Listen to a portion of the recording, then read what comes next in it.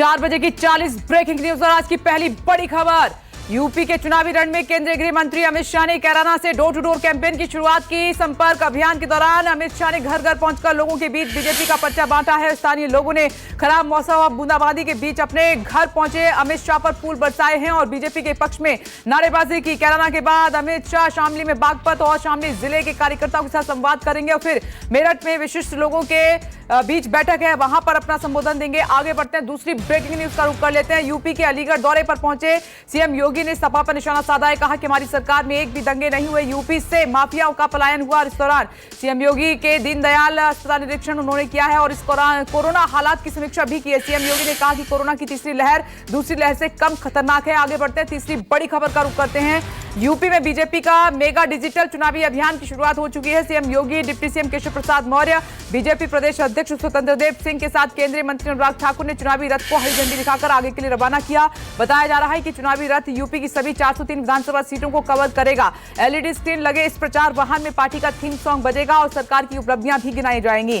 4 बजे की चौथी ब्रेकिंग न्यूज। एलईडी रथ को रवाना करने के बाद सीएम योगी ने कहा कि यह रथ सभी विधानसभाओं में जाएगा और सरकार की उपलब्धियों को जन जन तक पहुंचाएगा। इस दौरान सीएम योगी ने यह भी कहा है कि जो बोला वो 5 सालों में पूरा किया। इस दौरान केशव प्रसाद मौर्य ने कहा कि यूपी में अब कानून का राज है, यूपी में अब पलायन नहीं हो रहा है, पलायन कराने वाले खुद पलायन कर गए हैं। अब आगे बढ़ते हैं, एक और बड़ी खबर। एसपी सुप्रीमो अखिलेश यादव ने योगी सरकार पर जमकर निशाना साधा। कहा कि सरकार बनी तो आईटी सेक्टर में 22 लाख नौकरियां देंगे, साथ साथ 300 यूनिट फ्री बिजली भी देंगे। और अखिलेश यादव ने यह भी कहा कि यूपी ने इस बार बदलाव का मन बना लिया है। बता दें कि पहली बार अखिलेश यादव अपने कैरियर में विधायकी का चुनाव लड़ेंगे और वो मैनपुरी की करहल सीट से चुनावी मैदान में होंगे। आगे बढ़ते हैं, बरेली कैंट से कांग्रेस प्रत्याशी सुप्रिया एरन ने एसपी का दामन थामा है। एसपी ने सुप्रिया एरन को बरेली कैंट सीट से उम्मीदवार घोषित किया है। एसपी के राष्ट्रीय अध्यक्ष अखिलेश यादव ने उन्हें सपा की सदस्यता दिलाई है। बता दें कि पूर्व सांसद और मंत्री प्रवीण सिंह एरन की पत्नी है सुप्रिया एरन और प्रवीण एरन कांग्रेस के पूर्व एमपी रह चुके हैं। आगे बढ़ते हैं, एआईएमआईएम चीफ असदुद्दीन ओवैसी ने नए गठबंधन का ऐलान किया है। नए गठबंधन में ओवैसी, बाबू सिंह कुशवाहा और वामन मिश्रा एक साथ होंगे और तीनों ने मिलाकर नया गठबंधन बनाया है। भागीदारी परिवर्तन मोर्चा इसका नाम दिया गया है। तीनों नेताओं ने आज प्रेस कॉन्फ्रेंस कर इसका ऐलान किया और इस दौरान ओवैसी ने कहा कि अगर गठबंधन सत्ता में आता है तो 2 सीएम बनाए जाएंगे और 3 डिप्टी सीएम भी बनाए जाएंगे। आगे बढ़ते हैं, एक और बड़ी खबर।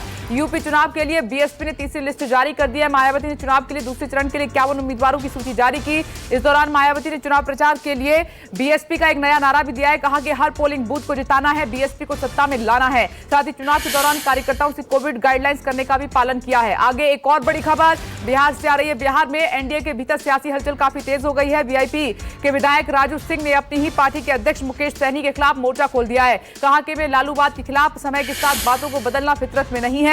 उन्होंने कहा कि गठबंधन धर्म का पालन होना ही चाहिए। अब 10वीं ब्रेकिंग न्यूज का रुख कर लेते हैं। डिप्टी सीएम केशव प्रसाद मौर्य ने एसपी पर बड़ा हमला बोला है। उन्होंने कहा कि समाजवादी पार्टी के पास सिर्फ दंगाई और अपराधी हैं। अखिलेश पहले चुनाव लड़ने से डर रहे थे, अब लिस्ट जारी करने से डर रहे हैं। अब 11वीं ब्रेकिंग न्यूज का रुख कर लेते हैं। कांग्रेस नेता राहुल गांधी ने मोदी सरकार पर जन अधिकारों को खत्म करने का आरोप लगाया। उन्होंने कहा कि भोजन, शिक्षा और रोजगार की जानकारी भी जनता के लिए जरूरी है। मौलिक अधिकारों समेत इन अधिकारों के बिना भारत की कल्पना भी नहीं की जा सकती।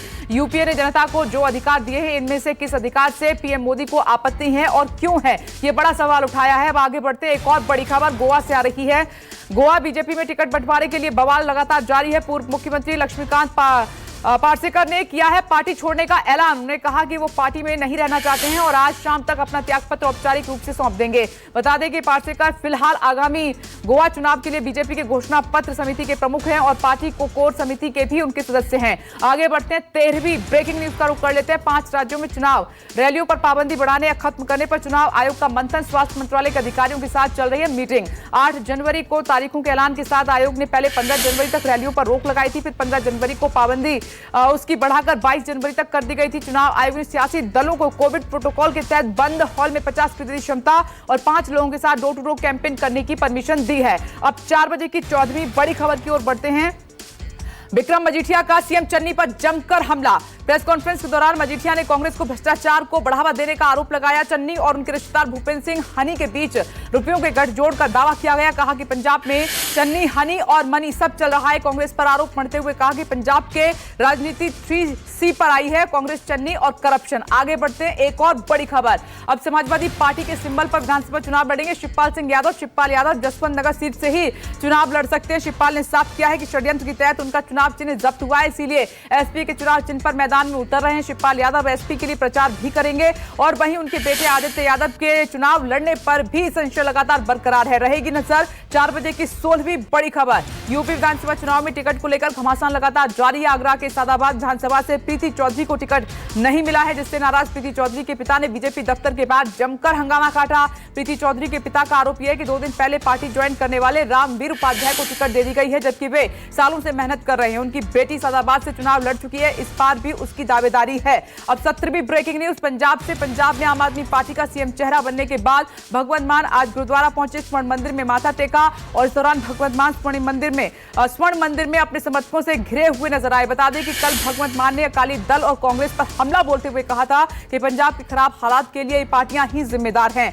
अब 18वीं ब्रेकिंग न्यूज की ओर बढ़ते हैं। पीएम मोदी ने कई जिलों के जिलाधिकारियों से वीडियो कॉन्फ्रेंसिंग के जरिए बात की। इस दौरान पीएम मोदी ने जिलाधिकारियों को कई दिशा निर्देश जारी किए हैं। इस दौरान पीएम मोदी ने कहा कि बजट बढ़ता रहा, नहीं हुआ विकास। आजादी के 75 साल बाद भी वैसे ही स्थिति है। पीएम मोदी ने कहा कि दूसरों की सफलता से सीखने और उनकी चुनौतियों का मूल्यांकन करने की अब आवश्यकता है। 19वीं ब्रेकिंग न्यूज बुलंदशहर से। बुलंदशहर के स्याना हिंसा के मुख्य आरोपी योगेश राज जेल से लड़ेंगे चुनाव। स्याना विधानसभा सीट से निर्दलीय प्रत्याशी के रूप में चुनाव लड़ेंगे योगेश राज। और योगेश राज ने कल स्याना विधानसभा सीट से नामांकन भरा है। योगेश राज ने स्याना हिंसा के दौरान इंस्पेक्टर सुबोध कुमार की गोली मारकर हत्या कर दी थी। अब एक और बड़ी खबर। गुना से बीजेपी सांसद केपी यादव ने खुद के साथ उपेक्षा का बड़ा आरोप लगाया है। केपी यादव ने बीजेपी अध्यक्ष जेपी नड्डा को चिट्ठी लिखकर इसकी शिकायत की है। चिट्ठी में सांसद केपी यादव ने लिखा कि सिंधिया समर्थक मंत्री और नेता उनकी लगातार उपेक्षा कर रहे हैं। उन्होंने ये चिट्ठी दिसंबर 2021 में लिखी थी, जो कि अब इंटरनेट पर वायरल हो रही है। चिट्ठी के वायरल होते ही राज्य की सियासत भी काफी गर्मा गई है। अब 4 बजे की 21वीं ब्रेकिंग न्यूज की ओर बढ़ते हैं। केंद्रीय गृह मंत्री अमित शाह ने जम्मू कश्मीर के 20 जिलों में जिला गुड गवर्नेंस इंडेक्स जारी किया है। वीडियो कॉन्फ्रेंसिंग के जरिए इंडेक्स का शुभारंभ केंद्रीय गृह मंत्री ने किया। इस दौरान गृह मंत्री अमित शाह ने कहा कि आज से शुरू हुए इस सुशासन इंडेक्स के बाद अब जिलों में प्रतिस्पर्धा का दौर शुरू हो जाएगा और केंद्र की नीतियों को जिला स्तर पर मॉनिटर किया जाएगा। इसका पूरी देश की जनता को लाभ मिलेगा। 22वीं ब्रेकिंग न्यूज अब आपकी टीवी स्क्रीन पर छत्तीसगढ़ से। छत्तीसगढ़ के सीएम भूपेश बघेल ने प्रधानमंत्री को पत्र लिखा है। ऑल इंडिया सर्विसेज के अफसरों के कैडर नियमों में बदलाव का विरोध जताया है। प्रधानमंत्री से कैडर नियम में बदलाव नहीं करने का आग्रह किया गया है। सीएम ने कहा कि बदलाव से प्रशासनिक व्यवस्था चरमरा सकती है। अब आगे बढ़ते हैं। एक और बड़ी खबर जालौन से। कल 35 परीक्षा केंद्र पर टेट की परीक्षा होगी और सीसीटीवी की निगरानी में टीईटी की परीक्षा होगी। डीएम प्रियंका निरंजन ने बैठक कर परीक्षा की तैयारियों का जायजा लिया है, समीक्षा की है और परीक्षा को शांतिपूर्ण, नकलविहीन और व्यवस्थित ढंग से संपन्न कराने के लिए सभी व्यवस्थाएं समय से पूर्ण करने के आदेश दिए हैं। स्ट्रेटेजिक मजिस्ट्रेट और सेक्टर मजिस्ट्रेट और जोनल मजिस्ट्रेट परीक्षा की निगरानी करेंगे। अब आगे बढ़ते हैं 24वीं बड़ी खबर की ओर। कोरोना और ओमिक्रॉन के बढ़ते मामलों के बीच यूपी सरकार ने बड़ा फैसला लिया है। सभी शैक्षणिक संस्थान 30 जनवरी तक बंद रखने का फैसला किया और अपर मुख्य सचिव गृह अवनीश कुमार अवस्थी ने इसका आदेश जारी कर दिया है। इस दौरान स्कूल सिर्फ ऑनलाइन क्लासेस चल सकेंगी। इससे पहले यह आदेश 23 जनवरी तक के लिए लागू किया गया था और जिसकी डेट अब आगे बढ़ाकर 30 जनवरी तक कर दी गई है। 25वीं ब्रेकिंग न्यूज अब आपकी टीवी स्क्रीन पर। देश में पिछले 3 दिनों से कोरोना के मामले 3 लाख से ज्यादा आ रहे हैं। पिछले 24 घंटे के दौरान कोरोना के 3,37,704 नए मामले मिले हैं और 488 लोगों की कोरोना से मौत भी हो गई है। पॉजिटिविटी रेट 17.22% हो गया है और वहीं देश में ओमिक्रॉन के मामलों में भी लगातार बढ़ोतरी दर्ज की जा रही है। ओमिक्रॉन के मामले 10,000 के पार हो गए हैं। अब 26वीं ब्रेकिंग न्यूज। दिल्ली और मुंबई में कोरोना की रफ्तार कम हो रही है। 24 घंटे में दिल्ली में कोरोना के 10,756 नए मामले सामने आए हैं। तो महाराष्ट्र की बात करें, राजधानी मुंबई में एक दिन में कोरोना केस की संख्या 5,008 रही। दिल्ली में पॉजिटिविटी रेट भी घटकर 18.4% हो गया है। तो मुंबई में भी लगातार तीसरे दिन कोरोना के मामलों में गिरावट दर्ज की गई है।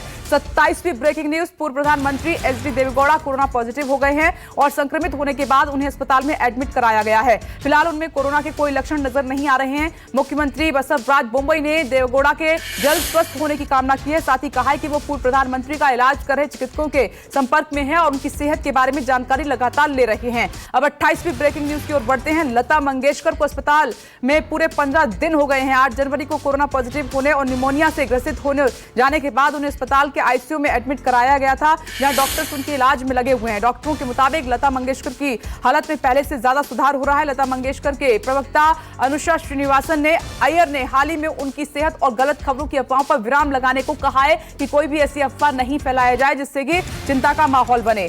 अब एक और बड़ी खबर, कोरोना के बढ़ते मामलों के बीच असम सरकार ने बड़ा फैसला लिया है। गणतंत्र दिवस के अवसर पर सांस्कृतिक कार्यक्रमों, पुरस्कार वितरण समारोह और स्कूली बच्चों के भाग लेने पर रोक रहेगी। मुख्य सचिव जिष्णु बरुआ ने आदेश जारी करते हुए कहा कि गणतंत्र दिवस समारोह में राष्ट्रीय ध्वज फहराया जाएगा और सम्मान अतिथि का भाषण होगा और परेड होगी। 30वीं ब्रेकिंग न्यूज, अब केरल और कर्नाटक में कोरोना के मामलों में तेजी से बढ़ोतरी हो रही है। केरल में 24 घंटे में 41,668 मरीजों की कोरोना से पुष्टि हुई है, वहीं 106 लोगों की मौत हो गई है। कर्नाटक में भी कोरोना की रफ्तार तेज होती जा रही है। 24 घंटे में 47,000 से अधिक मामले मिले हैं। केरल और कर्नाटक में महामारी से लेकर अब तक आए कोरोना के मामलों में ये सबसे ज्यादा मामले हैं। 31वीं बड़ी खबर का रुख कर लेते हैं। कैट ने उपराज्यपाल अनिल बैजल को पत्र लिखा है। दिल्ली में कोरोना प्रतिबंधों में रियायत देने की मांग की गई है, जिससे कि दिल्ली का व्यापार और आर्थिक चक्र भी चलता रहे। कैट ने उपराज्यपाल को भेजे पत्र में सुझाव दिया है कि बाजार खोलने का समय सुबह 10 बजे से शाम 5 बजे तक कर दिया जाए। इसके अलावा होटल और रेस्टोरेंट को 50% क्षमता के साथ खोलने की अनुमति दी जाने की मांग रखी गई है।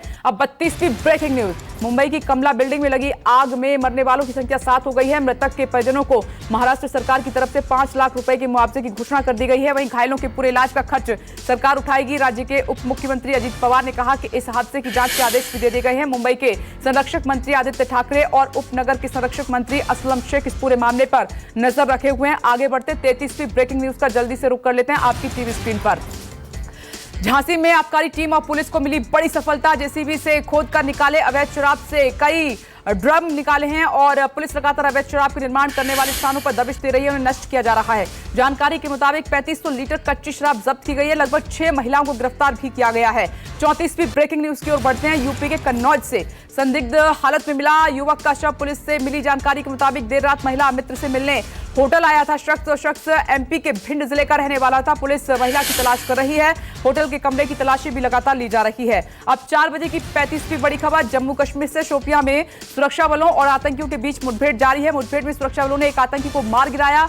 बताया जा रहा है कि 2 आतंकियों के छिपे होने की जानकारी सुरक्षा बलों को मिली थी। सुरक्षा बलों ने जवाबी कार्रवाई में एक को ढेर भी कर दिया है। अब 36वीं ब्रेकिंग न्यूज, सरकार ने देश के खिलाफ फेक न्यूज और जानकारी देने वाले कई डिजिटल चैनल को बैन किया है। आईबी मिनिस्ट्री ने 35 यूट्यूब चैनल, 2 ट्विटर अकाउंट और 2 इंस्टाग्राम और 2 वेबसाइट को ब्लॉक कर दिया है। केंद्रीय सूचना एवं प्रसारण मंत्री अनुराग ठाकुर ने कहा कि आईटी नियमों के तहत कार्रवाई की गई है। ये सभी अकाउंट पाकिस्तान से ऑपरेट हो रहे थे और ये सभी फेक न्यूज और भारत विरोधी प्रोपेगेंडा फैला रहे थे। ब्लॉक किए गए यूट्यूब चैनलों के पास तकरीबन 1 करोड़ से ज्यादा सब्सक्राइबर और 130 करोड़ से ज्यादा व्यूज थे। अब आगे बढ़ते 37वीं बड़ी खबर की ओर। जयपुर एयरपोर्ट पर कस्टम विभाग ने 1,30,000 की विदेशी करेंसी पकड़ी है, जिसकी कीमत भारतीय करेंसी में 25,58,000 रुपए बताई जा रही है। दुबई से आए यात्री के पास फौरन करेंसी बरामद हुई है।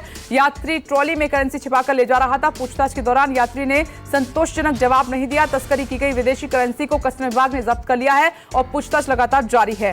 अब 4 बजे की 38वीं ब्रेकिंग न्यूज का रुख कर लेते हैं। दिल्ली के बाहरी उत्तरी जिले की पुलिस ने अलीगढ़ में अवैध हथियारों की फैक्ट्री पर छापेमारी की है। इस दौरान वहां से 9 अर्धनिर्मित हथियार और 10 देसी कट्टे जब्त किए गए हैं। इसके अलावा भारी मात्रा में बैरल, ट्रिगर, मशीन भट्टी और अन्य सामान की बरामदगी हुई है। पुलिस ने अवैध हथियार बनाने में संलिप्त एक शख्स को गिरफ्तार किया है। इसकी पहचान रवि के रूप में हुई है और वो वहां काफी समय से हथियार बना रहा था। अब 39वीं ब्रेकिंग न्यूज की ओर बढ़ते हैं। यूपी चुनाव से पहले कैश मिलने का सिलसिला जारी है। गोंडा में 2 वाहनों से 65 लाख कैश बरामद हुआ है। चेकिंग के दौरान 2 लोगों के कब्जे से कैश बरामद हुआ है। पैसों के बारे में कार सवार जानकारी नहीं दे सके, जिसके बाद पुलिस ने कैश को जब्त कर लिया है और आगे की कार्रवाई में जुट गई है। अब 4 बजे की 40वीं ब्रेकिंग न्यूज। बुलंदशहर में एक युवती की गोली मारकर हत्या कर दी गई। साथ ही आरोपी युवक ने खुद का भी गला रेत कर आत्महत्या करने की कोशिश की। सूचना मिलते ही मौके पर पहुंची पुलिस ने घायल युवक को अस्पताल में भर्ती कराया है, जहां उसकी हालत बेहद नाजुक बनी हुई है। पुलिस के मुताबिक मामला प्रेम प्रसंग का बताया जा रहा है। तो यह है 4 बजे की 40वीं ब्रेकिंग न्यूज।